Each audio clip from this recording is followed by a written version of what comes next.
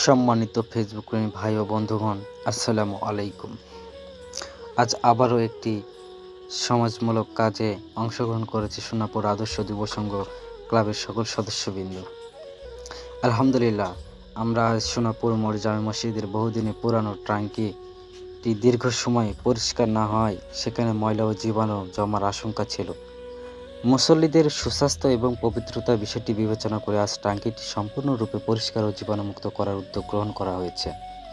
এ কাজে অংশগ্রহণ করেছে সোনাপুর আদর্শ যুব সংঘর ক্লাবের সদস্যবৃন্দ। শুধু পানির ট্যাঙ্কি না, মসজিদের প্রস্রাবখানা, অজুখানা সহ সকল কিছু পরিষ্কার পরিচ্ছন্নতা করা হয়েছে। মসজিদ আল্লাহর ঘর, আর এই পরিচ্ছন্নতা রক্ষা করা আমাদের সকলের ইমানি দায়িত্ব। বিশুদ্ধ ও নিরাপদ পানির ব্যবস্থা নিশ্চিত করতে এই পরিষ্কার পরিচ্ছন্নতা কার্যক্রম পরিচালনা করা হয়েছে। যারা শ্রম ও সময় ও সহযোগিতার মাধ্যমে মহৎ কাজে অংশগ্রহণ করেছেন, মহান আল্লাহ পাক তাদের উত্তম প্রতিদান দান করুন। আসুন আমরা সবাই মিলে আমাদের মসজিদের পরিচ্ছন্নতা, সৌন্দর্য ও রক্ষণাবেক্ষণের দায়িত্ব পালন করি এবং ভবিষ্যতেও এই ধরনের কল্যাণমূলক কাজে এগিয়ে আসি। পরিচ্ছন্নতা ইমানের অঙ্গ।